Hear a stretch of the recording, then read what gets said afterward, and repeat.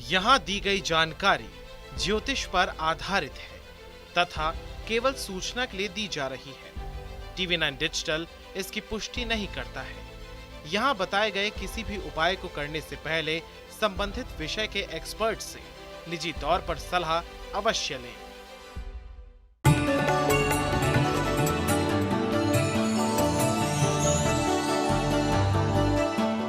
नमस्कार, स्वागत है आप सभी का। आप देख रहे हैं एस्ट्रो साइंस। मैं हूं आपके साथ अंजलि और मेरे साथ हैं एस्ट्रो साइंटिस्ट गुरुदेव जीडी वशिष्ठ जी। सर, आपका स्वागत है। दाता खुशियां दे, माता रानी सुखी रखे। कई लोगों को रात में ढंग से नींद नहीं आती है और आती भी है तो बुरे बुरे सपनों के कारण उनकी नींद खुल जाती है। अक्सर सांप के सपने, भूत प्रेत के सपने आते हैं या कुछ ऐसे सपने भी आते हैं जिसके चलते डर लगा रहता है। हम आपको बताएंगे कि आखिर सपने आने के पीछे कारण क्या है और ये किस तरह से हमारी दिनचर्या के साथ जुड़ा हुआ है। इसके साथ ही आपकी राशि के बारे में भी आपको गुरुदेव आज बताएंगे। तो सबसे पहले कार्यक्रम की शुरुआत करते हैं। पहला सवाल ये है कि गुरुदेव जरा बताइए कि बुरे सपने आने के पीछे आखिर क्या कारण होता है। सबसे पहले दर्शक ये जानना चाहते हैं। बुरे सपनों का आना यानी कि शनि का जन्म कुंडली के अंदर खराब होना और ख़ास तौर पे उसका संबंध दृष्टि 5वें घर पे होना। खराब शनि की जब भी दृष्टि 5वें घर के ऊपर पड़ती है तो हमारी बुद्धि के अंदर डर बसा हुआ होता है और जब ये डर बसा हुआ होता है तो ये सूर्य को खराब करता है। सूर्य के खराब होने का मतलब कॉन्फिडेंस का खराब होना। तो ऐसी अवस्था के अंदर जो चीज़ें हम नेगेटिव सोच के और सुन के बड़े हुए होते हैं वही हम अपने सपनों में लेकर के आते हैं। आप देखते हैं कि कई लोगों को ये आभास होता है कि आसपास में कोई भूत है या कोई साया है। ये खराब शनि की ये हालात होते हैं। कई लोगों को सपने के अंदर कोई जानवर डसते हुए उनके पीछे भागते हुए नज़र आते हैं। ये खराब शनि के कारण होता है। और कई लोगों को अपने पीछे सांप भागता हुआ नज़र आता है। कईयों को सांप बहुत ज़्यादा नज़र आते हैं। कईयों को बहुत कोई तूफ़ानी सिचुएशन के अंदर फंसे हुए नज़र आते हैं। ये जितनी भी अवस्थाएं हैं ये खराब शनि की है। और शनि खराब की चपेट के अंदर अगर कहीं चंद्रमा भी आ गया यानी कि खराब शनि की दृष्टि 5वें पे तो है या 5वें के अंदर स्वयं खराब शनि बैठा है और उसकी दृष्टि चंद्रमा पे भी पड़ गई अगर, तो ऐसी अवस्था में पानी में डूबना, पानी के और बहुत सारे वाक़यात, अचानक बादल का फट जाना, वैसे बह जाना या और भी किसी प्रकार के पानी के अंदर के जीव आकर के डसे, ये सारी होती है। और रियल लाइफ के अंदर भी ऐसे लोगों को आप देखेंगे कि कीट पतंगे उनको काटते हैं। मधुमक्खी काटती है या मक्खी और किसी प्रकार की डंक वाली मक्खी वो आकर के काटती है, उसको जानवर सिंह मारता है। रियल लाइफ में भी इन लोगों के साथ में ये होता है और इसका कारण होता है शनि का जन्म कुंडली के अंदर खराब होना। गुरुदेव, एक और सवाल है, अगर सपने में हम किसी की मौत देखते हैं या खुद को मरता हुआ देखते हैं, इसके पीछे क्या संकेत होता है? और अगर किसी की मृत्यु से जुड़े सपने आते हैं तो क्या उपाय करना चाहिए? सही मायने में कहते हैं कि अगर किसी की आप मृत्यु देखते हो तो उसकी उम्र लंबी हो जाती है, ठीक है। लेकिन अगर आप किसी की नेचुरल डेथ देख रहे हैं तो उम्र लंबी होती है कि अचानक वो चलते चलते या किसी और तरीके से किसी की डेथ देखते हैं तो उसकी उम्र लंबी होती है। ये शुभ संकेत में माना जाता है। लेकिन अगर आप ये देखते हैं कि उसको किसी ने मार दिया और मारते हुए आपने उसके खून भी अगर निकलते हुए देखा तो ये मंगल शनि की लड़ाई हो जाती है और ये शुभ नहीं होती। और ऐसी अवस्था में ये प्रॉब्लम उस रिश्तेदार या उस जानकार की वजह से अपने जीवन को प्रभावित कर सकती है। और वो क्या प्रभावित कर सकती है? ये मंगल और शनि का खराब मेल होता है जिसके अंदर जिन चीज़ों को आपने डॉक्यूमेंटेड नहीं किया है, जिन चीज़ों की आपने लिखित नहीं करी है और उसके साथ में उस चीज़ को लेकर के काम है, लेन देन है, तो ऐसे में उस शख्स से आपको धोखा मिलने वाला है और उस धोखे के अंदर लड़ाई होकर के रिश्ता टूटने वाला है। तो ऐसी अवस्था के अंदर अगर आप किसी की मृत्यु देखते हैं, उसके खून भी निकलते देखते हैं, तो समझ लीजिए उसके साथ भविष्य के अंदर विचार मिलने में दिक्कत आएगी। तो ऐसी अवस्था के अंदर आपको अगर इस तरह का कोई सपना आए तो 9 दिन लगातार एक नारियल पूजा वाला, 10 साबुत बादाम और 10 छुआरे लेकर के मंदिर के अंदर देने चाहिए ताकि ये बुरा सपना आपकी ज़िंदगी में कोई बुराई ना ला पाए। गुरुदेव, अगर सपने में पितृ आते हैं, पितरों का दिखना क्या संकेत करता है और ऐसी स्थिति में क्या करना चाहिए? पितरों का भी इसी प्रकार से कि वो तृप्त आए हैं, आशीर्वाद देने आए हैं, कुछ देने आए हैं या कुछ लेने आए हैं। ठीक है, अगर वो तृप्त आए हैं, आपको कुछ देने आए हैं या आशीर्वाद देने आए हैं, तो ये चंद्रमा की बहुत ही शुभ अवस्था है, जिसके अंदर आप समझ लीजिए कि भविष्य के अंदर अगर आप स्टूडेंट हैं तो आपकी पढ़ाई कामयाब होने वाली है। अगर आप कुछ सीख रहे हैं तो बहुत अच्छी तरह से सीखने वाले हैं। अगर आप कोई काम कर रहे हैं, कोई वाहन खरीदना चाहते हैं, प्रॉपर्टी लेना चाहते हैं, घर के अंदर कोई शुभ कार्य करना चाहते हैं, तो वो आपका पूरी समृद्धि के साथ पूरा होने वाले हैं। तो ऐसी अवस्था के अंदर आपको जब ये शुभ पित्र आए तो आपको थोड़े से चावल मंदिर के अंदर दे करके, पंडित जी के पांव हाथ लगा करके, वो भी अगर आशीर्वाद लेते और अपने पितरों के नाम की सिर्फ अरदास ही परमात्मा को करवा देते हैं कुछ भी दे करके, तो ये आपके लिए कई गुना और ज़्यादा फलित हो जाती है। लेकिन अगर पितृ हमारे सपने में आए हैं और वो बार बार कुछ मांग रहे हैं, बार बार कुछ इंडिकेट कर रहे हैं और बार बार ये बता रहे हैं कि तेरा बुरा होना जा रहा है, तो इसका मतलब चंद्रमा खराब हो गया है और उस अवस्था के अंदर वो अतृप्ति या चिंता के संकेत होते हैं। तो ऐसी अवस्था के अंदर घर के अंदर अलर्ट होना चाहिए। उन दिनों के अंदर ज़रूरी काम रोक देने चाहिए, ख़ास तौर पे पैसा खर्च करके या प्रॉपर्टी का ट्रांसफ़र इधर से उधर करना या खरीदना, ये इन चीज़ों को रोक देना चाहिए। अब यहाँ पर दो चीज़ें बनती है, एक तो आप अपने काम पे पैसा लगाने लगे या ज़रूरी चीज़ों के ऊपर, रिश्तों के ऊपर पैसा लगाने लगे हैं या शादी करने लगे हैं, तो ऐसी अवस्था में थोड़ी देर के रुक जाए और चंद्रमा की वस्तुएं, मिश्री, चीनी, चावल, ये लेकर के वृद्ध आश्रम में दे करके पाँव हाथ लगा करके आशीर्वाद लेना शुरू करें। और हर महीने की अमावस को अपने पितरों के लिए कुछ भी कच्चा या पक्का बना करके पंडितों को खिलाना, समझ गए। और ख़ास तौर पे कर्मकांडी जो हों, जो मंदिरों के अंदर पुजारी हों, उनको खिलाना, उनको देना, ये हर अमावस को करने लगेंगे, तब ये पितर तृप्त होते हैं और अच्छापन आता है। और इसके अलावा ये वृद्ध आश्रम के अंदर देना, वो भी शुभ होगा। और इसके साथ ही अगर अपने पितरों के नाम का कोई गरीबों के अंदर भंडारा, जिसके अंदर नमकीन, मीठा, तला हुआ, ये तीनों ही चीज़ें हों, ये कर देने से बुराइयाँ टलती हैं।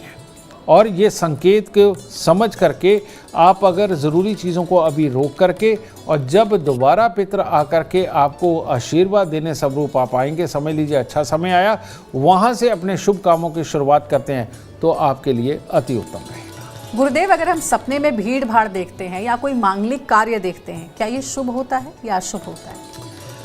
सपना यानी कि आपकी वो अवस्था जिसके अंदर मंगल और राहु, यानी कि आप बिस्तर के ऊपर सो रहे हैं तो यानी कि केतु, और उसके अंदर आपके विचार राहु, और उसके अंदर मंगल कार्य देखना, मंगल राहु केतु की लड़ाई। इसीलिए कभी भी किसी की भी शादी सपने के अंदर देखना शुभ नहीं माना जाता। ठीक है। भीड़ भाड़, अब भीड़ भाड़ तो कई तरह की होती है। अब वो धार्मिक स्थान की भीड़ भाड़ है, रोड की भीड़ भाड़ है, आपके घर के अंदर भीड़ भाड़ है, लेकिन किसी भी तरह की भीड़ भाड़ हो वो राहु को ही इंडिकेट करती है, लेकिन एक धार्मिक स्थान की भीड़ भाड़ को छोड़ करके। ठीक है। तो भीड़ धार्मिक स्थान को छोड़कर कहीं की भी, और मंगल कार्य यानी कि शादी वगैरह होना देखना, ये मंगल शनि, मंगल राहु केतु, इन तीनों की एक तरह की लड़ाई का ये संकेत होता है। तो ऐसी अवस्था में क्या करना चाहिए?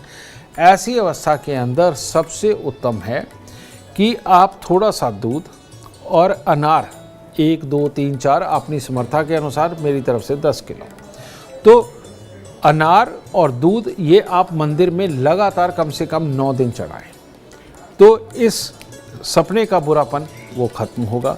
और हर रोज़ कुत्ते और कौवों को कुछ ना कुछ खाने को दें, कम से कम 1 महीना, समझे, या 43 दिन दे, सबसे उत्तम।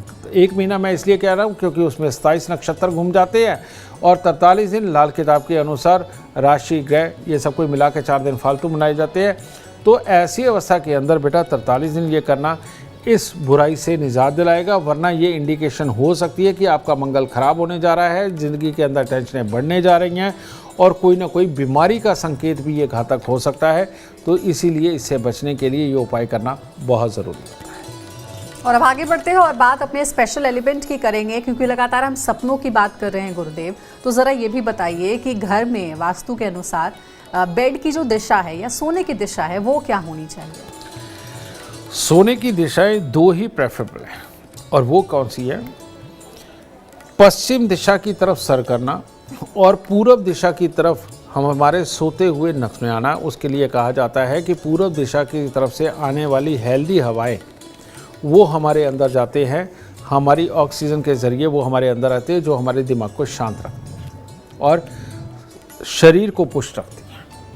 और दक्षिण दिशा की तरफ सर करना और उत्तर दिशा की तरफ पाँव करना, ये भी जो योग है, इसके अंदर उत्तर दिशा की तरफ से आने वाली एक बहुत ही ऐसी हवाएं जो हमारी याददाश्त को, हमारे शरीर के अंदर बीमारियों को बचाने वाली एक हेल्दी ऑक्सीजन के साथ हमारे अंदर जाती हैं और हमें बीमारियों से निजात दिलाती है और हमारी याददाश्त को बेहतर करती है। और चाहे पूरब दिशा की हवा हमारे अंदर जाए, उत्तर दिशा की जाए, ये दोनों ही हवाएं जब भी पूर्वैया चलती है और जब भी ये उत्तर दिशा की तरफ से हवा चलती है, यानी कि ठंडी मीठी हवा आती है पहाड़ों की तरफ से, ये दोनों ही हमारे जीवन को कंप्लीट करना, अंदर बीमारियों को ख़त्म करने की ताकत देने का काम करती है, ये दोनों तरफ की हवाएं। लेकिन जो लोग पूरब की तरफ दिशा करके सोते हैं, सर करके सोते हैं और पश्चिम की तरफ पाँव करके सोते हैं, उनको जोड़ों से संबंधित तकलीफ़ें होती हैं, हड्डियों से संबंधित तकलीफ़ें होती हैं, गुस्से चिड़चिड़ेपन से संबंधित तकलीफ़ें होती हैं, ये सारी होंगी। और साथ ही नज़र की कमज़ोरी वगैरह ये सब कुछ होगा और दिमाग के अंदर बस बात का फंस जाना और उसके कारण क्लेश होना, ये सारी तकलीफ़ें होती हैं। और इसीलिए पश्चिम की तरफ जो है पाँव करके नहीं सोना चाहिए, ठीक है।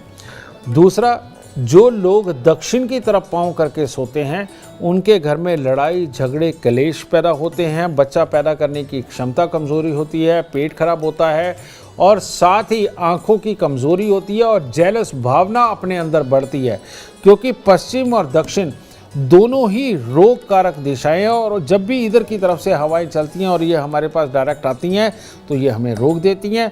पूरब और उत्तर की तरफ से जब भी हवाएं चलती हैं, उसके अंदर की हुई एक्सरसाइज, भाग दौड़ ऑलवेज आपके शरीर के लिए अच्छा होती है, क्योंकि उस वक्त में ऑक्सीजन जितनी ज़्यादा आपके अंदर जाएगी आपके लिए उतनी ही शुभ फलदायी रहेगी और रोगों से बचाने वाली रहेगी। तो इसीलिए उत्तर और पूरब की तरफ समझे आप पाँव करके सोएं और दक्षिण और पश्चिम की तरफ सर करके सोना, यही आपके भाग्य को, शरीर को, आपके दिमाग को, अपनी युक्तियों को दुरुस्त करने के लिए सबसे उत्तम दिशाएं मानी जाती हैं। तो इस बात का विशेष रूप से आप ध्यान रखिए कि आपके बेड की दिशा, सोने की दिशा क्या होनी चाहिए। जो गुरुदेव ने बताया उसे ज़रूर आप फॉलो करें अपने घरों में। गुरुदेव, अगर सपने में बार बार कोई जानवर दिख रहा हो या फिर सांप दिख रहा हो, तो ये किस बात का संकेत देता है?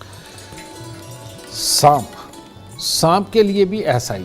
अगर सांप या जानवर ये धार्मिक स्थान पे खड़ा हुआ या इसके आगे पीछे धार्मिक स्थान नज़र आए, तो इसका मतलब ये है कि भविष्य में आप कुछ भी एक अचानक एक कर्म ऐसा करेंगे जो आपको मालोमाल करेगा, लेकिन दुनियादारी के सुख देने के लिए, आध्यात्मिक सुख के लिए, दुनियादारी के सुख देने के लिए। लेकिन अगर बार बार आपको सांप नज़र आता है, बार बार सिर्फ निकलता है, बिल में घुस जाता है या भागता है, जानवर भी इसी तरह से आम जगह पे नज़र आता है, भागता है, लेकिन आपको कुछ कह नहीं रहा, तो ऐसी अवस्था के अंदर क्या है कि छोटी छोटी समस्याएं आपको घेरे रहेंगी और आप भागते रहेंगे और आपको वो तकलीफ़ दे रहेंगे और कामों को सफल नहीं होने देंगे। जो भी काम करेंगे उसके लिए बार बार आपको प्रयास करने पड़ेंगे। तो ये सपने के अंदर जानवर का दिखना और सांप का दिखना आपको उलझनों के अंदर उलझा करके रखेगा। तो ऐसी अवस्था के अंदर आपने सुना होगा कि हमारे बहुत सारे गानों में भी है और वो हमारे संस्कारों पे भी बने कि कौवे को मीठी चूरी खिलाई जाती थी, देसी घी और चीनी डाल के या शक्कर डाल के चूरी बनाई जाती है रोटी की, और वो कौवे को डाली जाती है। तो ऐसी अवस्था में बुध को और शनि को दुरुस्त करना, बुध और शनि का मिश्रित जो धरती पर पक्षी है वो है कौवा, ठीक है। तो कौवे को मीठी चूरी खिलाना अपने आप में मंगल को दुरुस्त करना और शनि की बुराई को खत्म करना और बुध को अच्छा करना, ये एक कॉम्बिनेशन बनता है। तो उन दिनों के अंदर कौवे को मीठी देसी घी की चूरी ज़रूर खिलानी चाहिए। इसके साथ ही घर की पहली रोटी आधी गाय को, आधी से आधी कुत्ते को और आधी से आधी कौवे को, ये अगर आप तीनों पापी ग्रहों को खुश करके चलते हैं, यानी कि गाय यानी कि शुक्र, कुत्ता यानी कि केतु, कौवा यानी कि बुध मिश्रित शनि, अगर इनको आप ये अपनी खुराक का निवाला दे करके चलते हैं और इनको अपने जीवन का हिस्सा बनाते हो, तो ये अपने पाप को त्याग देंगे, और त्याग देंगे तो आपके प्रयास, आपके कर्म वो सफल होने लगेंगे। ये बेमतलब की उलझने जीवन से दूर जाएंगी और आप कामयाबी पाएंगे। गुरुदेव, अब एक आखिरी सवाल है। सपनों के बारे में बहुत सारी बातचीत हो गई, लेकिन बुरे सपने ना आए, इससे बचें और जल्दी से नींद आ जाए बेड पर जाते ही, ये मेरा अपना पर्सनल सवाल है, उसके लिए क्या करना चाहिए?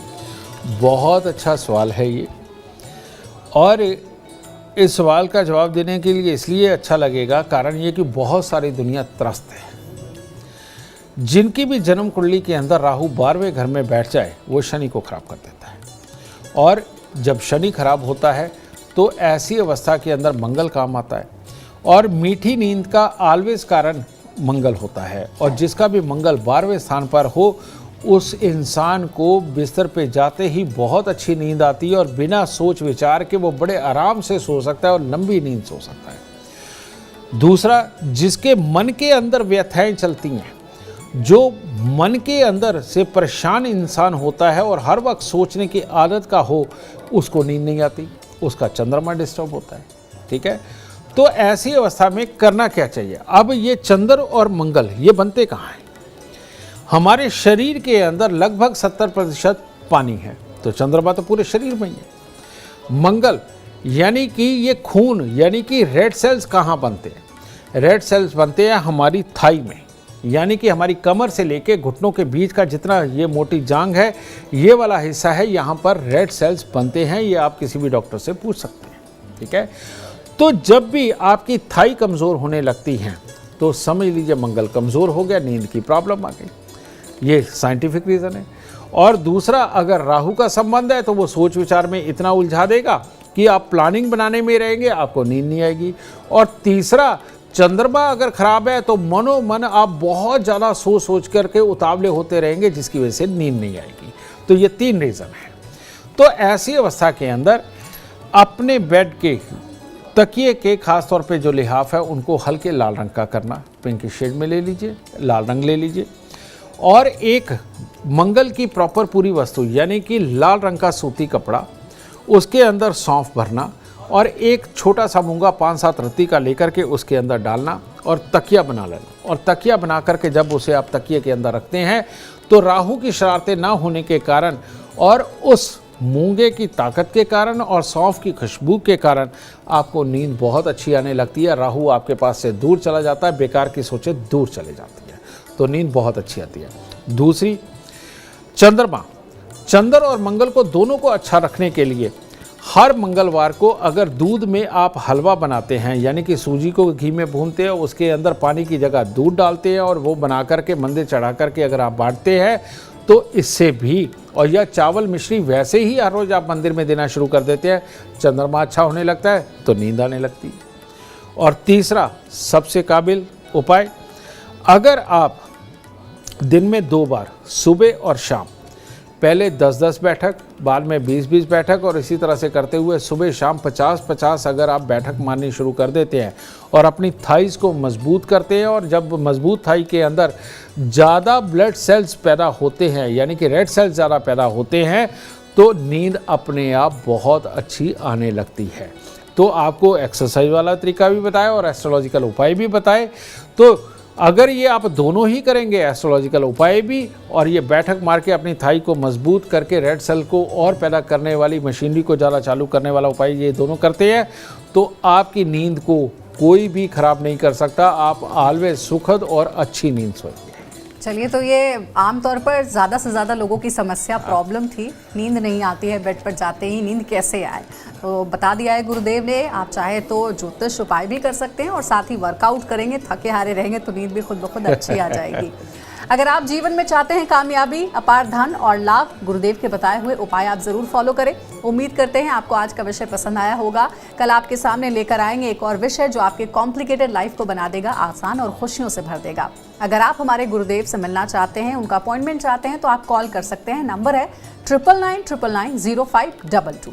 साथ ही अपनी और अपने परिवार से जुड़ी किसी भी समस्या का आप समाधान चाहते हैं, हर कष्ट हर तकलीफ से राहत चाहते हैं तो आप एस्ट्रो साइंस ऐप डाउनलोड करना ना भूलें।